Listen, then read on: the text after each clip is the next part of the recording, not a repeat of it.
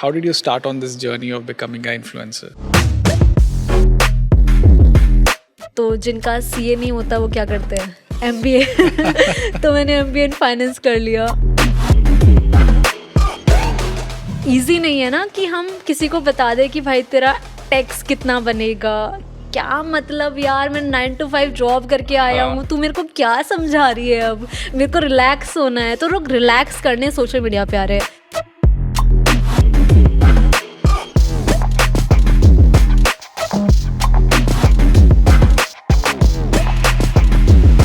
Hi guys, welcome to another very exciting episode of Money Mantra, and today we have Neha Nagar talking to us about how to manage personal finance, get onto the journey of investment and become financially independent. Hi Neha, welcome to the show. I am very curious, how did you start on this journey? It's like, were you just recording something and putting it out there, or was there a deeper thought? How did you start on this journey of becoming an influencer? Thank you so much, Ajay, for inviting me. And how did I start? So after my 12th, I started pursuing chartered accountancy का course. So but after 2 levels, तो final वाला मेरा exam एक बार नहीं निकला। तो then I thought कि but I gave my 3-4 years into this ITR, GST, taxation. तो this was all into me. Finance घुस चुका था मेरे अंदर। तो I had something in mind कि करना तो कुछ finance से related है, because 3-4 साल मैं दे चुकी हूँ already.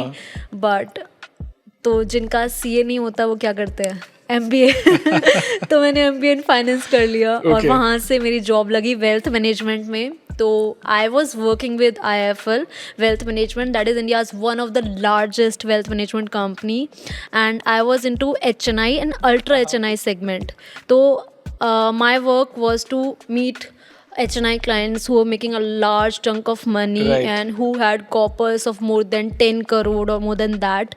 So I had to pitch them the product of AIF, PMS, जिनका जो entry value amount होता है that is higher on 50 lakh से ऊपर वाला। तो उससे नीचे I wasn't dealing. But then I realized कि भाई जितने भी मेरे clients हैं, जिनके जो prospect clients हैं, सारे वो है जो business कर रहे हैं। तो then I thought कि कुछ अपना खुद का करना होगा मुझे। तो that's how I started my खुद का tax firm, that was taxationhelp.in. So लोगों को लगता है कि वो अभी भी है, बट अब नहीं है वो। तो वहाँ से मैंने स्टार्ट किया। तो आई स्टार्टेड इन 2018 के एंड में, और 19 में मुझे 1 साल हुआ था, और फिर लॉकडाउन आ गया था 2020 के एकदम स्टार्टिंग में। तो 1 साल में I was doing pretty well.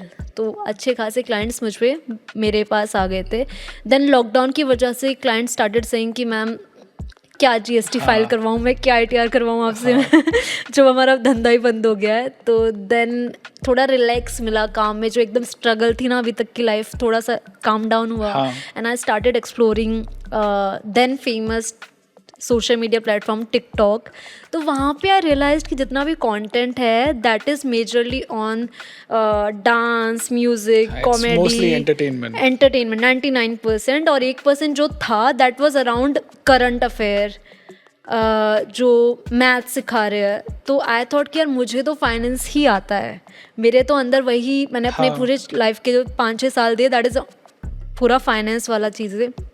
और उसी वक्त ना मेरे क्लाइंट्स को भी बहुत ज़्यादा कन्फ्यूजन था कि भाई जो गवर्नमेंट ने MSME पैकेज, आत्मनिर्भर भारत पैकेजेस लॉन्च किए हैं, कौन से बिज़नेस के लिए है, मोरेटोरियम पीरियड क्या होता है, जो बिज़नेस के लोन है वो कितने % कम इंटरेस्ट पे मिल रहे हैं, and then there were many schemes जो गवर्नमेंट लेके आई थी उसी पॉइंट ऑफ टाइम पर, ताकि बिजनेस वाले जो लोग हैं उनको थोड़ा सपोर्ट शील्ड प्रोवाइड हो। एंड ITR का डेट एक्सटेंड हुआ था, GST का। तो इसमें बहुत कन्फ्यूजन थी। तो लोग मेरे को बहुत कॉल करते थे कि क्या हो रहा है, क्या हो रहा है। मैंने कहा यार इन्हीं के बारे में वीडियो बना के डालते हैं ना, सबको बताते हैं एक बार में।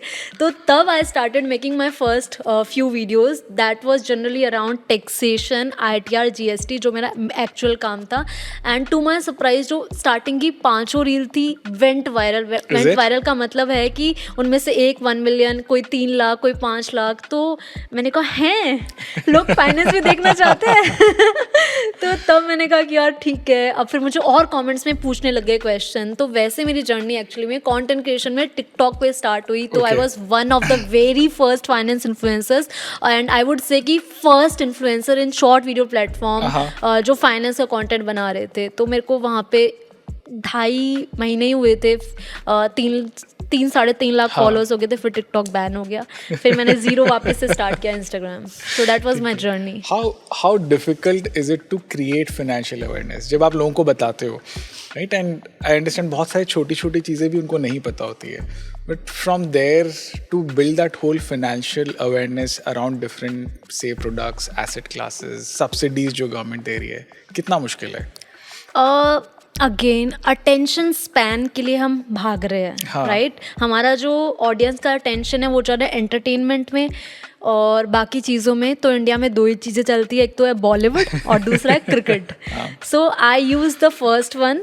बॉलीवुड का रेफरेंस लेके आई स्टार्टेड मेकिंग वीडियोज़ कि स्टार्टिंग में जो व्हेन आई स्टार्टेड तो तब म्यूज़िक का बहुत ट्रेंड था, तो म्यूज़िक वाली वीडियोज़ को ज़्यादा पुश मिलता हाँ. था. फिर धीरे धीरे कॉमेडी स्केचेस सब कुछ चलने लगा, तो विद ट्रेंड आई अडेप्टेड कि अच्छा अभी ये चल रहा है तो लोगों को ये पसंद आ रहा है, तो जो लोगों को पसंद आ रहा है उसी में हम फाइनेंस मिक्स करके दे रहे हैं. हाँ. जैसे हमारी मम्मी वगैरह करते हैं ना, तो बच्चों को खाना खिलाना होता है तो रोटी के अंदर सारी सब्जी मिक्स कर देंगे कि भाई उसको रोटी खानी है तो रोटी में ही सब कुछ ले ले.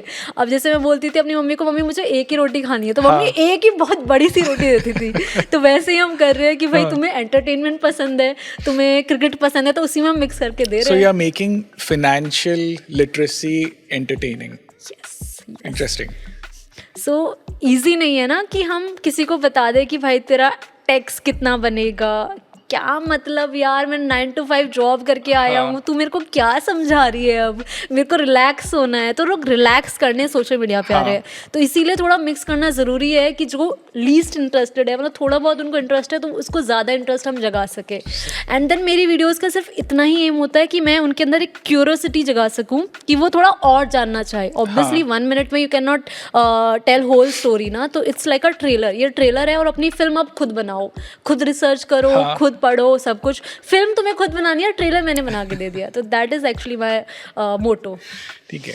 लोग इन्वेस्टमेंट के बारे में ज़्यादा जानना चाहते हैं या टैक्स बचाने के बारे में ज़्यादा जानना चाहते हैं? यार टैक्स देते हुए लोगों को बहुत दर्द होता है. बहुत ही दर्द होता है लोगों को, और इस वजह से लोगों को लगता है कि यार टैक्स ना ही देना पड़े. तो नहीं, आप बाद में बताना. उसके लिए ये बताओ, अगर भारत गवर्नमेंट ने, इंडियन गवर्नमेंट ने टैक्सेस हटा दिए तो क्या सारे सीएस की जॉब बंद हो जाएगी? यार सीए लोग कुछ ना कुछ ढूंढ लेंगे, बहुत स्मार्ट होते हैं सीए लोग. तो कुछ ना, अभी भी वो बहुत सारे बिजनेस कर रहे होते हैं अपने प्रैक्टिस के साथ में, जैसे इंश्योरेंस या म्यूचुअल फंड या इन्वेस्टमेंट्स. तो सीए लोग ऐसा नहीं है कि सिर्फ आईटीआर या जीएसटी वाला काम करे, बहुत सारी चीज़ें कर रहे होते हैं वो. ठीक है. Come back to taxes. लोगों को टैक्स नहीं देना होता है. करेक्ट. तो इन्वेस्टिंग तो थोड़ा डिफिकल्ट लगता है, लेकिन टैक्सेस जब वो पे करते हैं तो उन्हें पता होता है कि यार कैसे सेव करे. तो इवेंचुअली टैक्सेस पे भी हमें ज़्यादा रिक्वायरमेंट्स या ज़्यादा क्वेरीज आती है कि कैसे सेव कर सकते हैं, कौन कौन से तरीके हैं. और जो लोग इनकम अर्न कर रहे हैं वो नेसेसरली सारे ही आईटीआर फाइल नहीं कर रहे होते. उन्हें लगता है आईटीआर फाइल करना मतलब कि टैक्स पे करना है. ज़रूरी नहीं है कि आईटीआर फाइल करो तो टैक्स पे कर रहे हो वही फाइल करे, सब फाइल कर सकते हैं. बहुत सारे बेनिफिट्स होते हैं, बट देन अगेन लोगों को जानना होता है. इसीलिए गवर्नमेंट ने 80C 80D या जितनी भी रिडक्शंस हमें दे रखी है, गवर्नमेंट ने इसलिए दे रखी है कि भाई तू ठीक है टैक्स नहीं पे करना तो एटलीस्ट इन्वेस्टमेंट्स कर ले, अपने फ्यूचर को सिक्योर कर ले, और उसका बेनिफिट मैं आपको दे दूंगा. तो गवर्नमेंट भी बहुत ज़्यादा इसको ईजी करती जा रही है. जैसे ITR का जो प्लेटफॉर्म था पहले काफ़ी डिफिकल्ट था एक्चुअली, बहुत सारी चीज़ें आपको डालनी पड़ती थी. अब तो सब कुछ ऑटो सेलेक्ट होकर आ जाता है, तो you don't have to do much things. तो वो जो आपको हेल्प चाहिए होती थी थर्ड पार्टी की, वो अब कम चाहिए होती है, खुद भी लोग आईटीआर फाइल कर सकते हैं. और रिफंड जल्दी आ जाते हैं. तो लोगों के लिए बहुत इजी हो रही है चीज़ें, सो दैट लोगों को थोड़ा टैक्सेशन इजी लगने लग जाए. सो आप अगर टैक्स फाइल करोगे तो आपकी बुक्स बिल्ड होनी चालू हो जाएगी. You will basically become eligible for taking loans. या और बहुत सारे वीज़ा प्रोसेस करना होता है. आपका बहुत सारे ऐसे बेनिफिट्स है आईटीआर फाइल करने के. मे बी आप 2 years लेटर या 3 years लेटर कोई बिजनेस चालू कर रहे हो तो उसके लिए फंडिंग चाहिए होगी, तो भी आपको आईटीआर ही मांगेंगे. Still there's a very small proportion of the total population which files the return. Right. Why? लोगों को डिफ़िकल्ट लगता है फर्स्ट, क्लैरिटी नहीं है। जैसे किसी को पता ही नहीं है कि अगर तुम्हारी इनकम 5 लाख भी है, मान लो 5 लाख पे ज़ीरो टैक्स है, then also you have to file ITR। तो जो सैलरीड है वो तो डेफिनेटली फाइल करेंगे क्योंकि TDS कट रहा है। लेकिन जो टैक्स इवेजन या जो ITR फाइल नहीं करते वो ज़्यादातर मेजरली MSMEs होते हैं, जो स्मॉल बिजनेसेस होते हैं, जिनको लगता है, जो दुकानदार है या जो छोटे बिजनेसेस कर रहे हैं, उनको लगता है कोई बेनिफिट ही नहीं है। तो इवेंचुअली हमें अगेन फिर फाइनेंस इन्फ्लुएंसर्स की ज़रूरत पड़ेगी ताकि वो लिटरेट कर सके लोगों को कि भाई आओ ITR भी फाइल करो।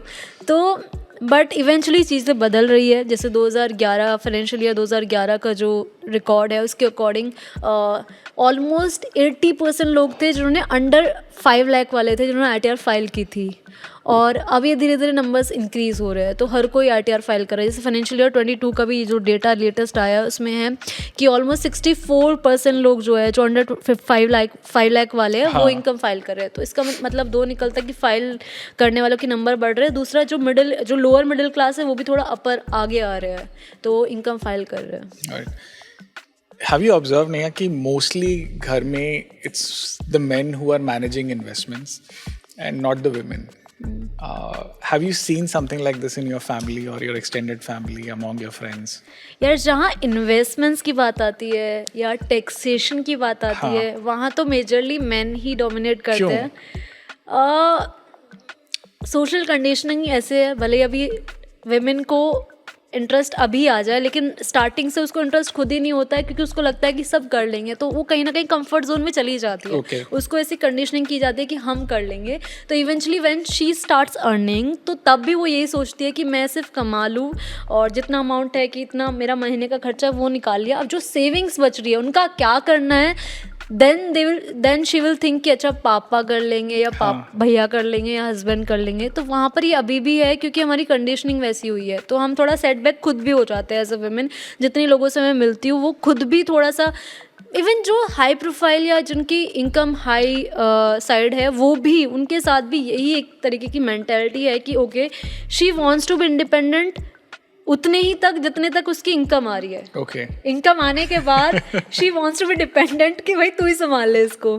तो वो धीरे धीरे चेंज हो रही है। नीड बतानी पड़ेगी हमें कि भाई क्यों करना है तेरे को और क्या बेनिफिट है खुद के कंट्रोल फाइनेंसेस को कंट्रोल में लेने की। बट इवेंचुअली हर एक विमेन को अपने फाइनेंसेस कंट्रोल में लेने ही चाहिए। इट्स नॉट डिफ़िकल्ट, वो बस हमें थोड़ा बैक साइड पुश किया गया है इस वजह से हम इंटरेस्ट नहीं लेते। बट अगर आप लेना चाहते हो तो बहुत ईजी है चीज़ें।